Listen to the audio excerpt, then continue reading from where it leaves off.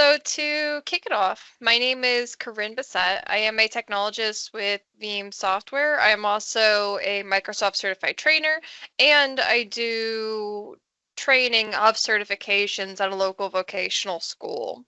So I am very passionate about the ecosystem certifications as well as my kitties, as we see here. I always think it's good to bring a personal element into the things that we like to do outside of just sitting in front of these small square boxes.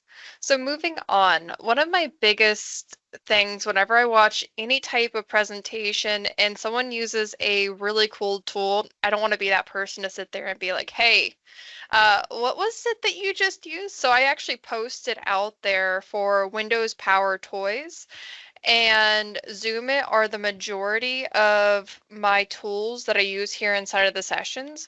I also have a link tree that has a copy of this presentation as well as my other presentations, my socials, and my credentials. If you guys have any interested in this content or other content that I do, I posted that in the chat because we blasted by the QR code that you're able to scan. So to start off with, I've been doing this presentation for about 5 years, and the first time I had to do a security presentation in front of a crowd of people in person at a very it was an ice soccer conference. So it was a very much a demographic of people that did not look like me and didn't have the same values as me. So I had to figure out, how do I get these people to understand and listen to what I'm about to say about security? And the first thing that came to my mind is I Googled make money doing cybercrime. Now, I found out there was 1.7 billion results on how to make money doing cybercrime, and it really spoke to a bigger thing, that this is a profitable industry. Now, that conference, I presented that, but then I started giving those statistics to my students, and you can always tell there's two types of reactions that you get from them. Either they're completely terrified, or they have this look in their eye that you just know you're going to end up seeing them sometime on the news in the future, because it is a very tempting industry, and it's very easy to get attacked or be susceptible to these types of threats to your data. I mean, it comes down to 0-day patches and 0-day vulnerabilities. And a big misconception about this is that this is not when it was discovered or even when it came into your ecosystem. This is weeks, months, and even longer after it's been implemented into your environment that the companies that are patching these come out and say, hey, you have a problem, you need to patch this. A lot of the times, these have already made it into bad actors or into websites that are already exploiting these types of things in your environment, which is why it becomes so important to patch these. But we kind of run into this scenario where we have a lot of global and remote workers. They're using public Wi-Fi, they're using their home router, which may even be provided by their ISP, and they're really just relying on their ISP to block traffic from making it to them. Well, a lot of these cases, it is not. They're letting their kids use their laptops. I remember the first time that I heard Log4j come out, and everyone's like, we don't have that. We weren't using that. And then you go look at their history, and their kid pulled up Minecraft on their laptop, and now their entire environment has been compromised. Another thing is lack of knowledge. What we're going to be doing today is trying to gain some tools that we can implement into our environments or bring back to our team, asking them, hey, have you done this? Have you considered this? But we also need to bring the end users into play for a lot of these scenarios and say, hey, how can we provide you better education? My company does a gamification. So they'll send out phishing emails, or if you receive a phishing email, you can submit a button saying, hey, this is a phishing request, or I suspect this of being a phishing request, and you actually get entered in a raffle to win a golden phishing ticket that you can then win a prize every month or every quarter. So making it easy and fun for people to engage and be your first line of defense can be invaluable. I have tons of stories throughout this presentation of real world scenarios that I've gotten to experience secondhand through the IT administrators that had to deal with these in their environment. And some of them will make you chuckle, and some of them will make you a little sad inside because you understand how much this can be a real scenario for you. The next one is overprivileged accounts. We'll cover a couple of best practices as well as how to not over provision your environment for these kinds of permissions. On a bigger picture kind of look at this, you're going to have a plan going forward. And when you look at that plan to start with, it's going to be very clear. We want to be more secure tomorrow than even we are today. But the reality is you're going to run into budget constraints, regulations in your industry that could hold you back or make you rethink how you're going to implement this plan. Of course, your users are always going to be there. There's always the possibility of an audit or an attack along that line. So being mindful that don't discourage because something didn't quite go right, from your plan to be more secure to all of these other things that end up coming up and getting in the way. Now, I like to think of the security bingo sheet when taking the first steps to protecting yourself. And it's really a entire package of what I like here is the onion. No matter which industry standard that you follow or decide to start to look into, you're going to be more secure today than you were yesterday.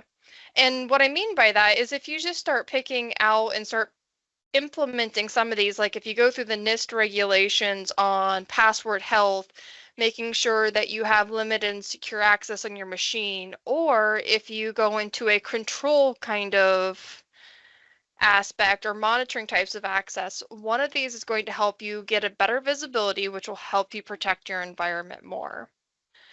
But I like to really press in that you need to have the integrity and confidentiality of your data, of course, but never forget availability.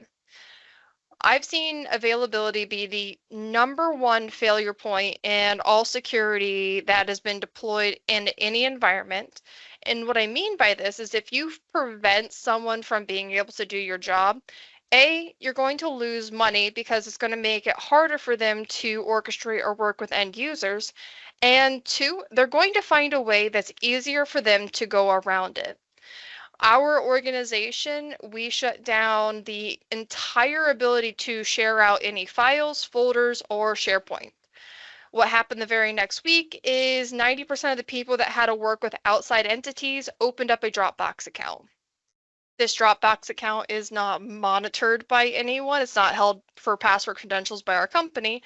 Yet, this company's data was being shared out through these other facets. So if someone works externally, that might not be your valid option. These are more statistics about the cybercrime, how much we expect this to grow. A lot of these are FBI statistics, and the annual growth by 2025 is expected to be around the 10.5 trillion mark. Now, this isn't what IT professionals are going to be making or what it's going to cost your company to put it in, but how much money cyber attackers are expected to make from this industry. Breaking this down into 3 categories, we have people, process, technology. And of these 3 categories, we're going to take a look at how we can start to implement better passwords.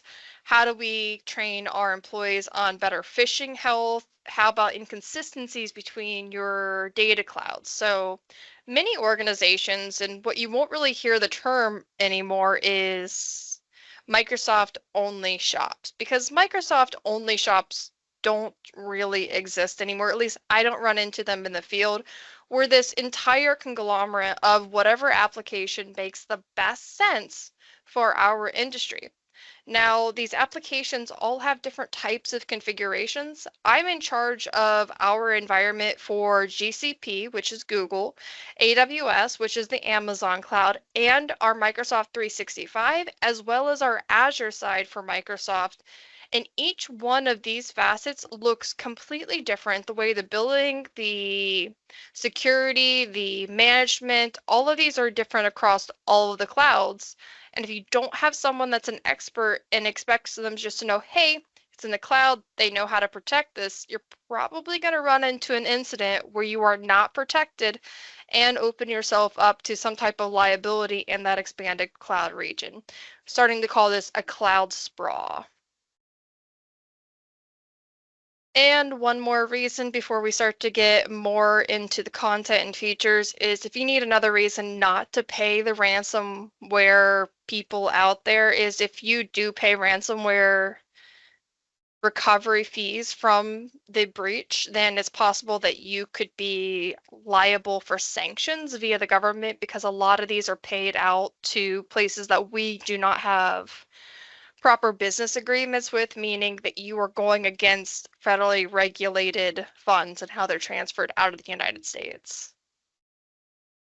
Licensing is going to be a big thing that you run into. A lot of the features we will cover today do come in your standard license sets, like the monitoring and looking at some of the other things within the Entra ID Center, but if you're looking at a whole and what you get from each of the license sets, whether it's an E, a G, an O, an A, whatever your license, level 1 is generally going to give you your applications on a web level. Level 3 is going to give you your desktop applications. Level 5 is where you start to get into the enhanced security features that you expect from a more secure environment. Beyond the Microsoft 365 license, a newly launched feature from Microsoft is actually the Microsoft Copilot for Security. Not to confuse this with the Bing Copilot or the Power Platform Copilot or the Apps and Service Copilot, this is a completely separate Copilot which you hook into your Seams and gather the log into a centralized location. Now you will get a plugin that allows you to talk to different entities from, say, the Compliance Center or the Defender Center, and then you can say, hey, how can I actually implement this? But what it's really meant for is you could paste in the IP address of something that you've seen within your log and say, hey, can you trace through and see if this is any type of malicious attempt that's come into my environment? Has this, how do I protect this from happening in the future? Rather than just the basic questions, how do I protect myself? It's very specific to your environment. This one does come at an extra cost. So if you do want to see what this is about or you want a demo of this, your Microsoft representative should be able to get you a behind the scenes. But if you don't already have a SIEM in your environment, you're not likely going to get a ton out of it. All right, so your admin and user accounts. And I usually like to propagate this, and when we're in person, I like to get you all to raise your hands, but in this scenario, we're asking, does every account need to be an administrator, or more specifically, a global administrator in order to do their jobs? The answer is no. There are over 60 different administrative accounts and permissions that you can assign out to different users inside the Microsoft 365 environment in order to do their specific job. Like, you don't need to be a global admin to do everything you need to do inside of SharePoint or be able to manage users. The best practice is to have no more than 4 global admin accounts and not combining any of your global admin accounts with your basic user accounts, if possible. So what this means is if you sign in with this account in order to access your email from your phone, your desktop computer, your home computer, and several other devices that you've been hopping in between, this should not be the same user account that you use to add users, log in, and make administrative changes in your organization, and enforcing a password policy that makes sense. Basically, are password resets necessary? According to the newer NIST guidelines, it actually makes your passwords weaker in your environment, and it encourages the reuse of passwords in your environment. And it may not be the same password, but you could have password 0002, password 0003, and sometimes you can tell how long someone has been at your organization just based off of the number of digits behind their password. So this really becomes a security theater. Now, the original reason behind password resets, which is you reset your password every 90 days, was because there was an idea that if your password is above a certain character and you have this many things in it so that it's not acceptable to what they call a rainbow table type of attack, then it won't be broken within that 90-day period of time. Now, we've gotten a lot better on encryption, but we've also gotten a lot faster on the ways that our computers can break in and decrypt these passwords. So we want to make sure we're using newer passwords that are more complex, having a multi-factor authentication, and a password ban list. This will specifically ban different types of passwords in your environment so that they're not used because they're more likely to be guessed. And I'll show you how to make a password ban list inside of your environment. If you haven't already, check out haveibenpwned.com. This is a really fun website where you can go in, type in your email address, type in previous passwords you've used, and check how many times that they've been caught on the dark web or in other types of environments. This will let you know how much or how many times this has been violated. That way you can do password resets if you have a high enough value, regardless of just having a password reset because of the amount of time that you've had that password. Now we'll take a look at the Entra ID Center here, and I actually have a recorded video in case this fails, but we're going to try to do this live. So starting off here, if you go to admin.microsoft.com, you have a bunch of admin centers here, and you can even see more on this list as many icons and, excuse me, as many applications get added to the Microsoft 365 environment, you'll get more here.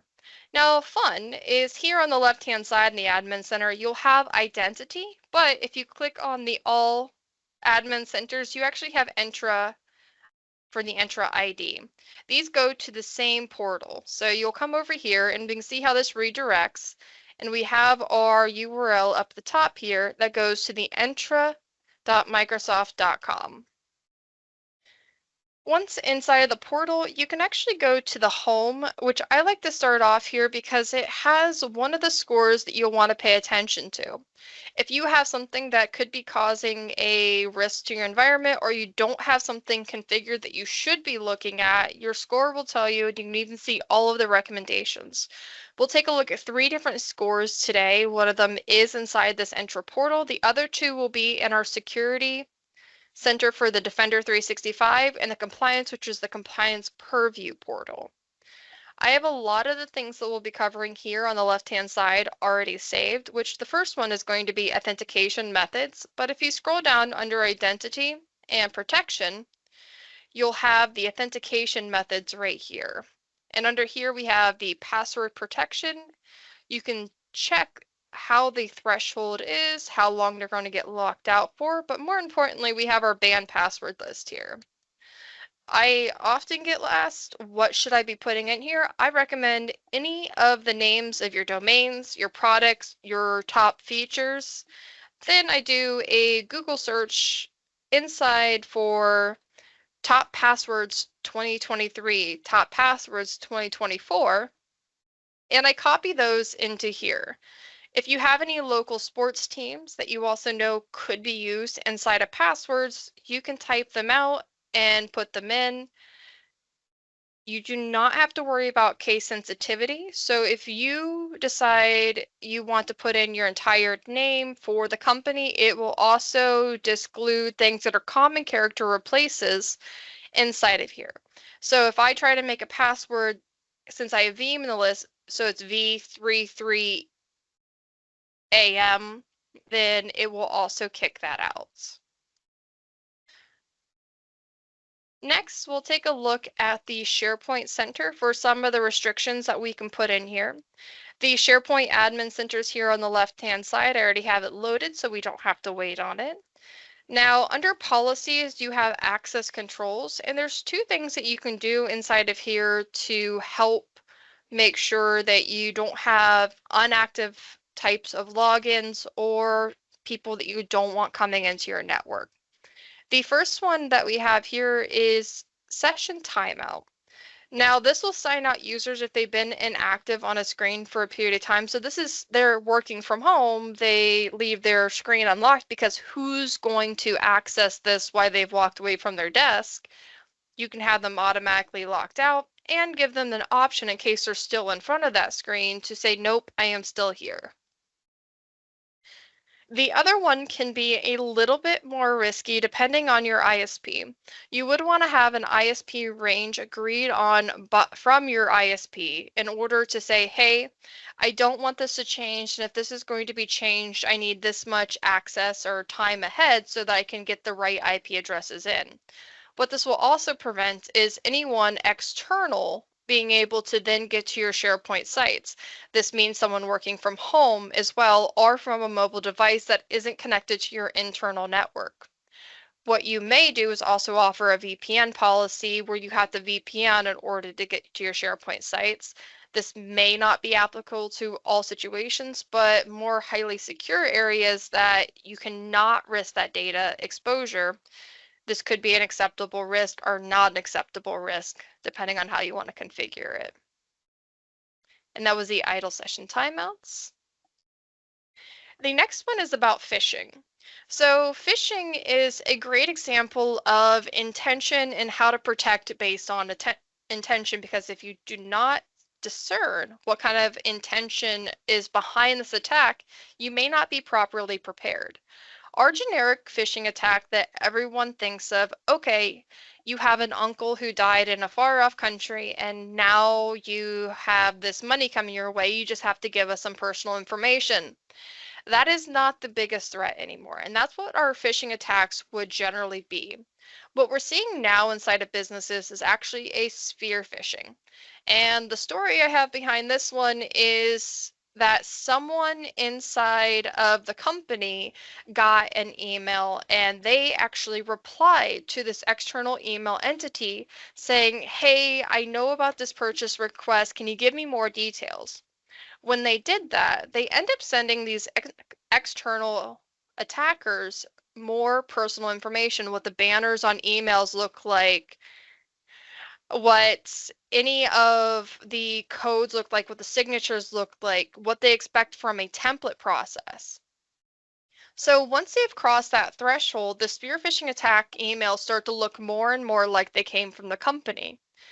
What the attacker then did was actually what is called a whaling attack. They made a specific email with a purchase order to someone in the procurement department saying, hey, we need you to process this right away for XYZ company. And this came from someone way above their pay grade, but they understood just based off of previous experience that this person does send them these kinds of requests in jumps, boards, and rungs, and they're known to be do this, do whatever they say, don't ask questions.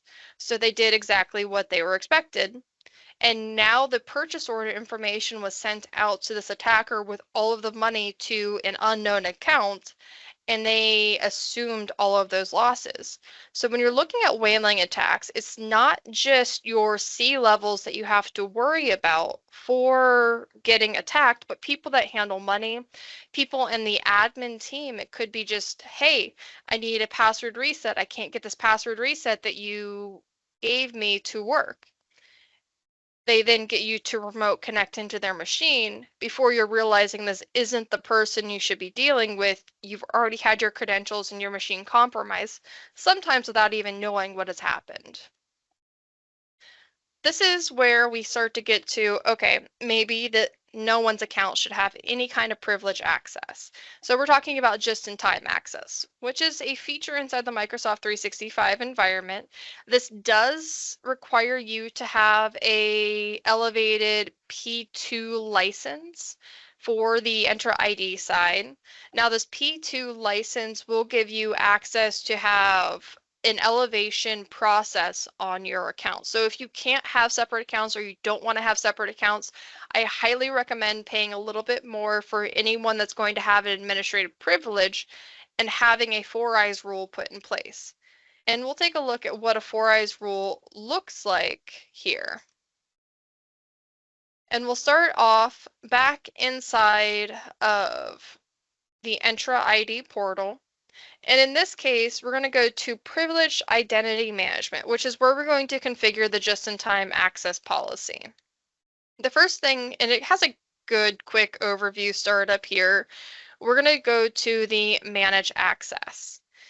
When it loads, it's going to show us all of the roles that we can assign throughout the organization. And when I said there's over 60 different types of administrative roles, this is what I'm talking about for any elevated access. You can even create new ones, copy and clone different actions in order to have different assignees.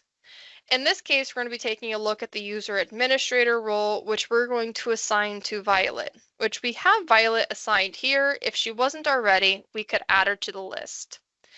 If you ever are curious about what kind of privilege is going to happen from any of these roles, they're just under the description, not just the description of what's going to happen, but what type of permission controls and granularity that they're then going to have access to.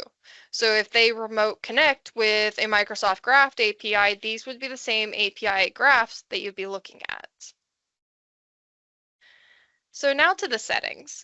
You have a few different options that I really want to point out. The first one here is the activation period. Now, 1 hour is the minimum activation period and the maximum that this account will be able to be configured for. The other one is having these justifications.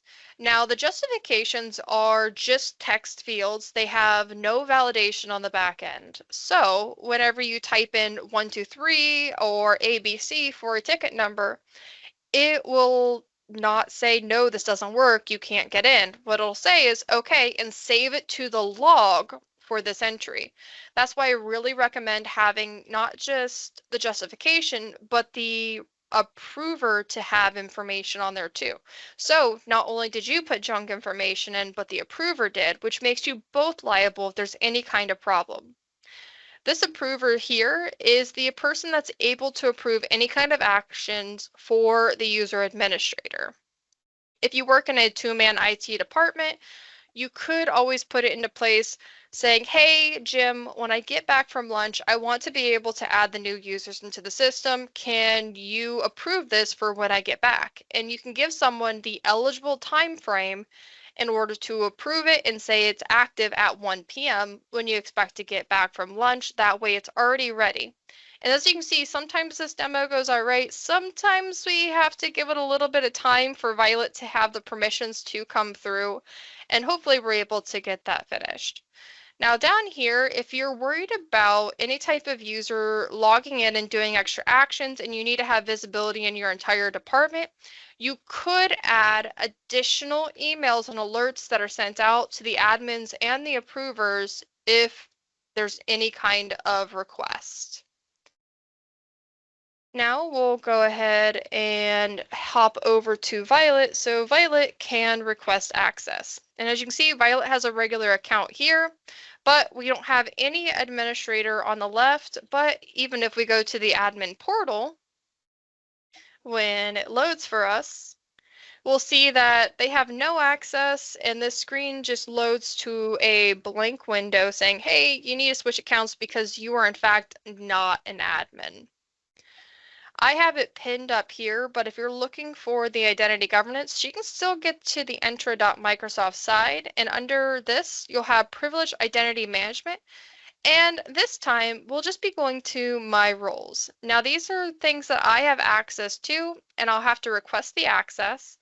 As you can see, I can do a custom activation time because I only have up to an hour, and if I'm going to lunch and coming back, I'd get it requested and then it wouldn't be there. And this here, you can see that there's nothing to do with the ticket number for any type of validation. And because reasons, we can hit activate.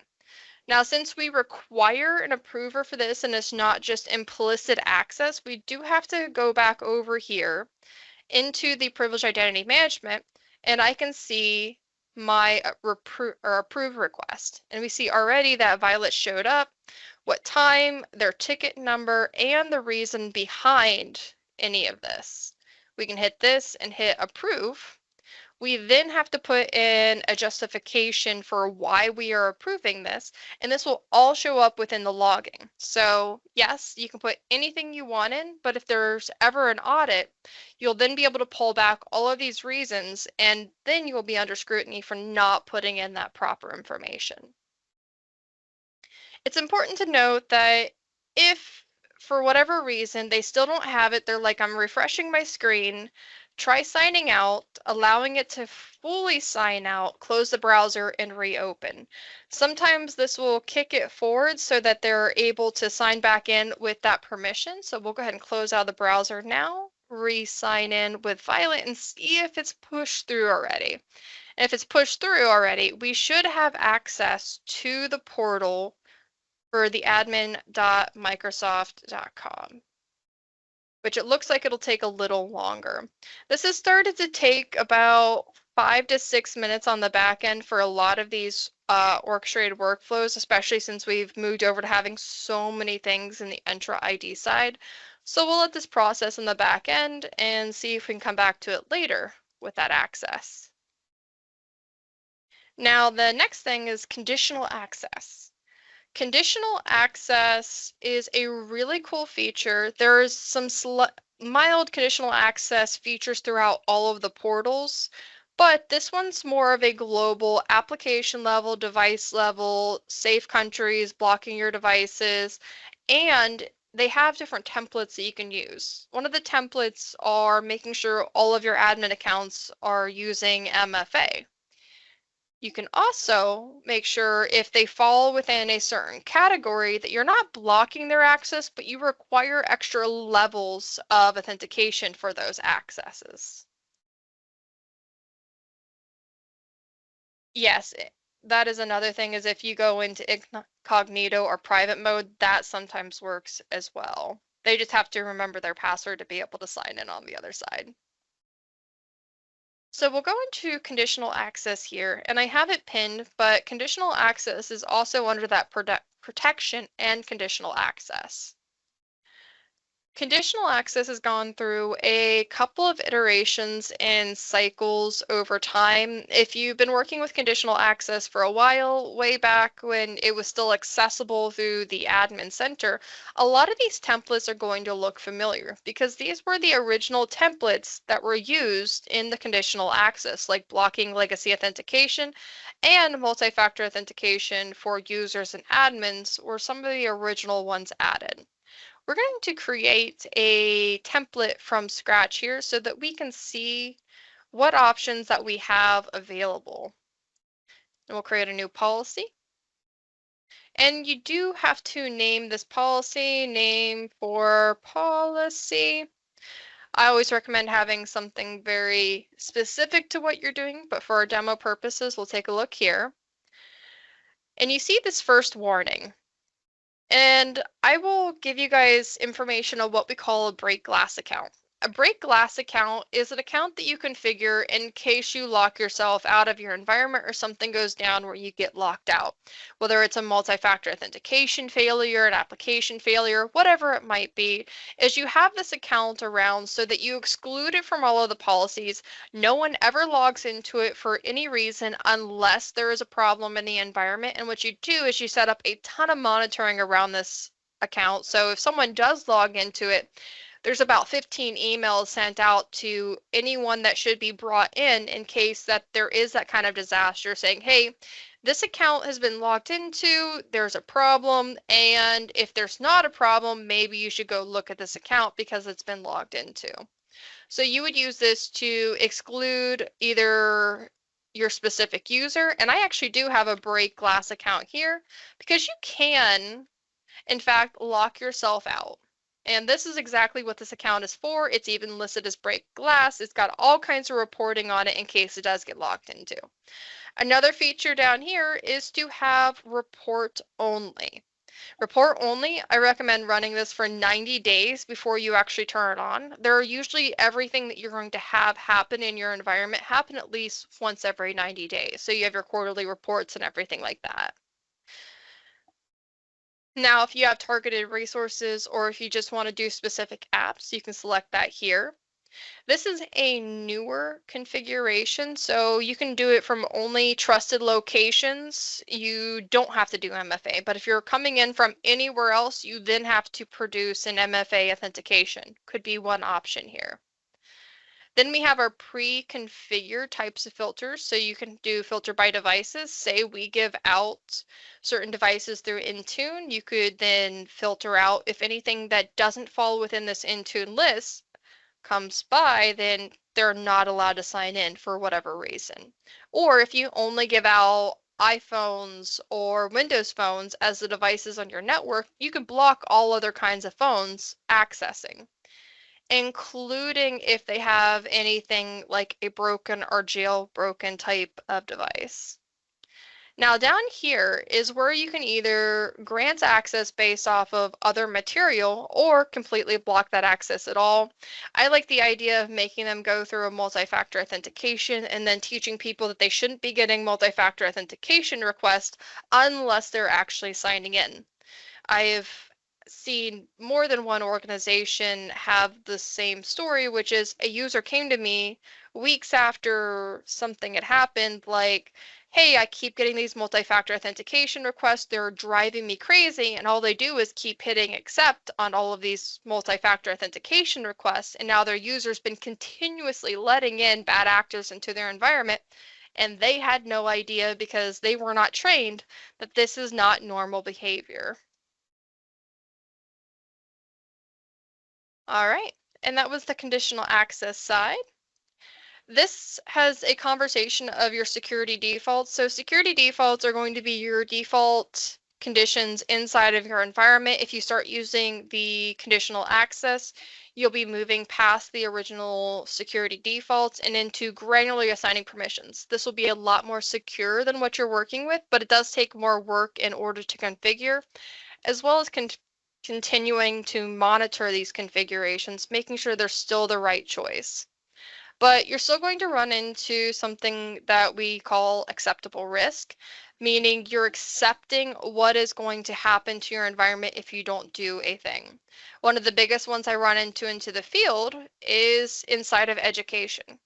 Education, they want all users, including the students, to have a form of multi-factor authentication. Now, I don't know if who all out there has children, but trying to have a student remember a flash drive or telling a parent that they have to buy someone a phone, then you might run into sticky situations on how you're going to handle that multi-factor authentication when you're forcing it for the entire environment. And that's the breakdown of our users and accounts. The next one's around the BYOD types of networks. So you can still help with the BYOD network by doing a mobile app management type of system. This will allow you to do application encryption, DPL policies where they can't copy any information outside of the app, and will prevent anyone from being able to just look at the app and all the information in it when they're just looking at the hierarchy of the app instead of being in the app themselves. Like when you swipe up on your phone and you can see all of your apps, it'll just show like a blank screen. Can also prevent jailbroken phones from being able to download the app, which could then open you up to other types of security issues. In my company, we switched over to having application management on our applications when signing in. They no longer let you do inside of Chrome or any other browser. It has to be inside of the endpoint for Microsoft at all times. I end up buying a second phone so that I could have these on two different devices because it still does have some sort of endpoint access onto your phone at that point. But if you do enroll in a full device management system, you will gain some extra things like being able to wipe the device, being able to find the phone for people that have a tendency of losing them, especially if we travel a lot.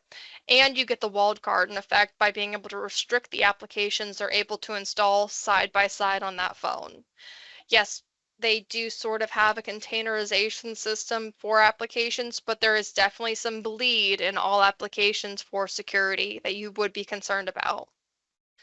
Beyond that, being able to do encrypted email flows, you can set up the secure email flow inside of Exchange. I have a video on that, and there's a video demo within the section. So we'll go ahead and skip that one for time purposes today because there's so much we can cover, but there is a demo on that link tree that you can find.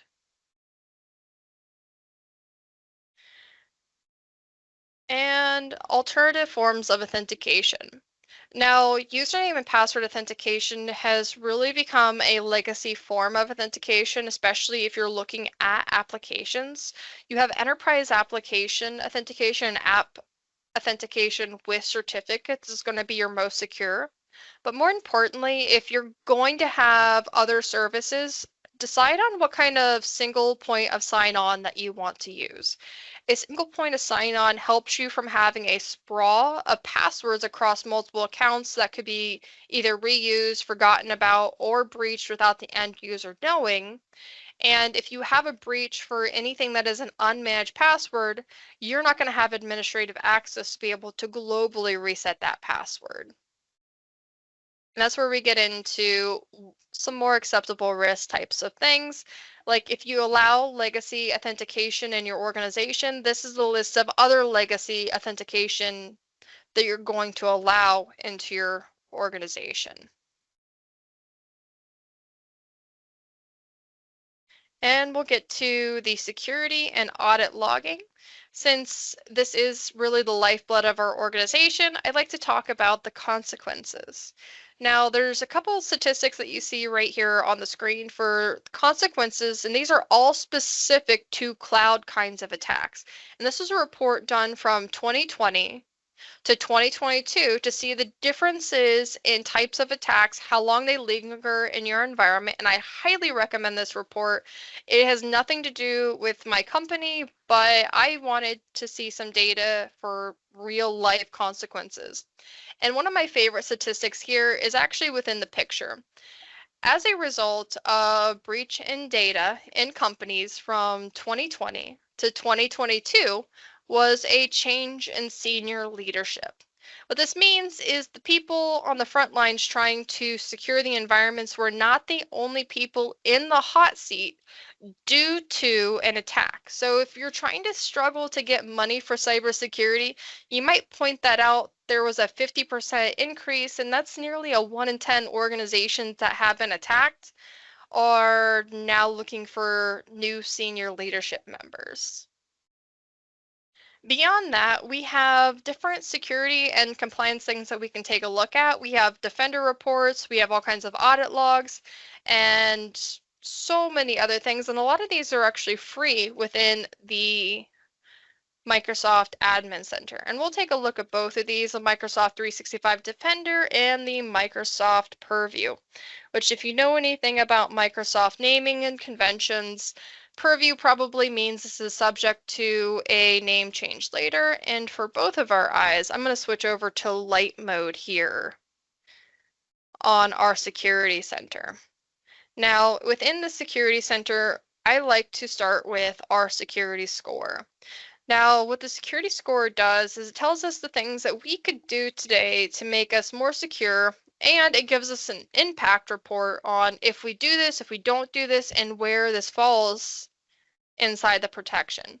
If you click on any of these, it'll give you information on who is not following this policy and how to get started with the Microsoft documentations. You can even email this out to someone that is actually in charge of managing these, and how many that you have to review in detail.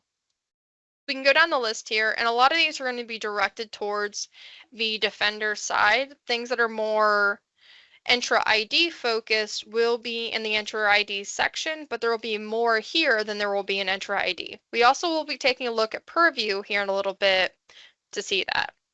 Another thing that Microsoft did really well this time around was they added in a learning hub.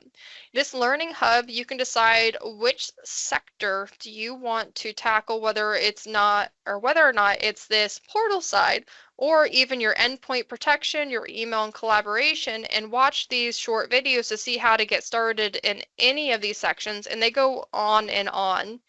if you took maybe 20 or 30 minutes every day, you could probably get through everything you would need to secure inside of this portal and learn more about the new things that are coming in. This one here is one of the new ones where you can actually see which identities and your assets that could be compromising your environment. If you click on any of these through there, they should give you more information on the back end. If you do have the updated security asset, so you have the Copilot for security, then you will get extra prompts up here to say, hey, can you give me more information on how to implement this, or how much does this specific feature affect my environment? Some of the other things that I like to look in here are actually around the reports, audits, and the health. Now, health is actually an access to the other Microsoft pages, so you immediately get taken to these other pages. And we'll see if we can get reports, or maybe we'll switch over to audit since that's not working. I'm in charge of the billing in my department, so sometimes the bill will increase or decrease for the amount of license. And we have a lot of people who insist on being an administrator in our environment.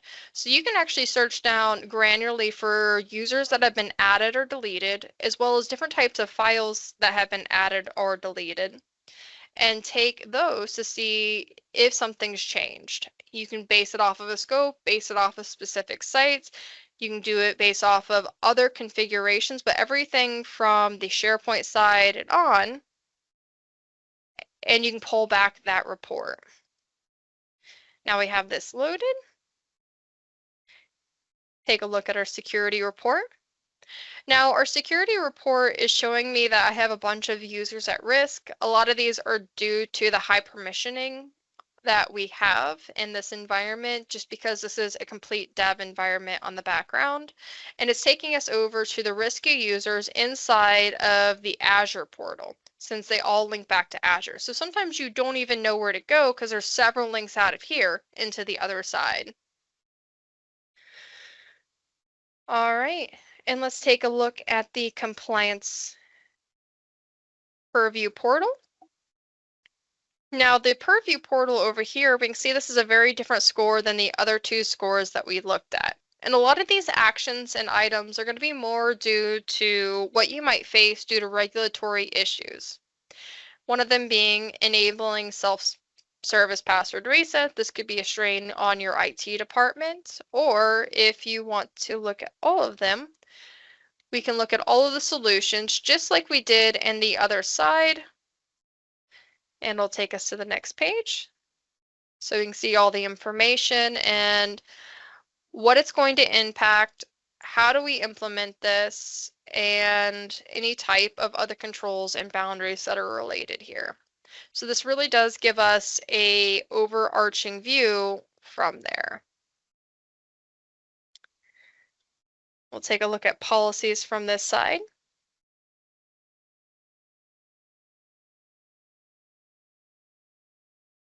And now this case, we're going to be taking a look at alert policies, which takes us again back to the Defender portal. For those that are not familiar, where the security and the compliance portal used to be one portal, there's been this kind of osmosis process between the two portals that will take you back and forth to whichever entity makes more sense to configure on the other side. So we can see how the alert portal came back to the security side, and we're able to take a look at all of the alerts, the detections that have happened. I have a mail flow set up, so it's allowing me to see a reply all that kind of looked a little suspicious from one of my accounts, and I could go clear that up. But the biggest difference between the security and the compliance side of the equation is that we get these different search options. Based off of a context search is what you get within the Microsoft Purview portal for the compliance, and we'll see if this will load for us. It's acting a little slow on us today. I know build is right around the corner, so a lot of our environments are a little wobbly when it comes to it. I've actually done a search for Microsoft Teams messages that have a certain context in here, and I can even take a look at the sample. And there's also another sample window that you can take a look at this through, but this does take a while to search through those files, but you can in fact see them and report back on any types of exchanges that you may do an investigation on. Inside of the e-discovery, there are some more layers that you can create cases, and inside the cases, they have additional complexes for the holds, the exports, and people that are in charge and the data ownerships of these kinds of cases. Insider risk management is another thing that we'll take a look at.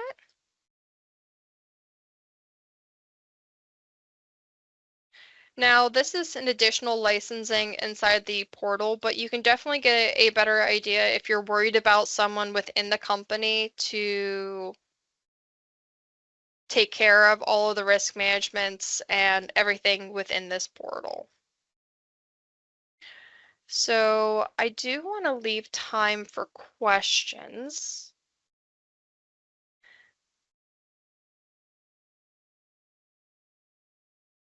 Do we have any questions about any of these portals?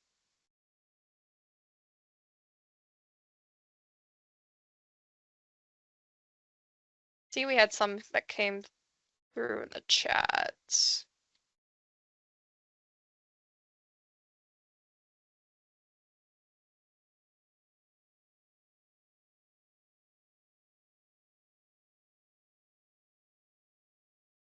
Nope.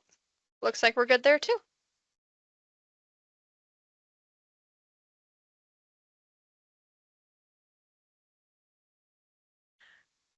I would say if we're good on questions, there's a lot of extra material that I had inside that presentation. I'd refer back to the link again. I wanted to leave enough time to ask types of questions, but this is actually also a full day workshop in a sense.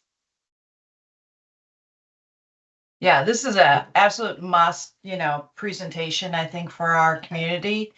We've certainly value as many security topics as we can, and we try to have a combination of both collaborative and productivity with security, because I think they go hand in hand. I think that's what we've really always believed. But Karinne, this was incredible. Do you want to go ahead and share your contact information again? I just want to make sure. I think I see it here. linktr.ee/RINBYTES. That, I mean, it just sounds like you have so many great resources. I'm curious because I'm going to go ahead and put up my next slides, closing slides. But what are the top things that you've seen out there that we need to be aware of in the community? I mean, I know over time there's been things, but I'm starting to think of things like AI and what's coming into some of our environments, whether that's third party bots in our Teams meetings and so forth. So love to hear kind of your viewpoint.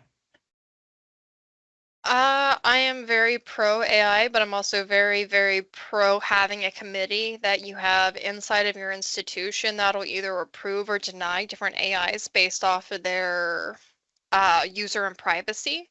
And if you don't have a committee, what's going to happen is if you create a blanket rule where they're not allowed to use it, someone's going to use it not knowing why they shouldn't be using it in the first place. Hmm.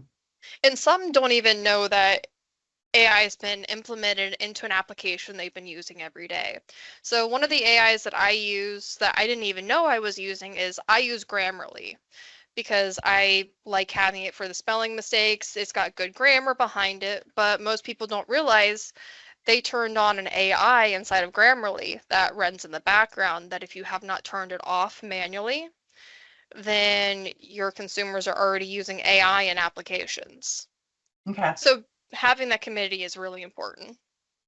Yep, and I'm seeing that trend today, certainly around AI councils. And I've been talking about Copilot for many months with customers, and frankly, developing an AI council is where a lot of customers are at it, especially as they're evaluating Copilot.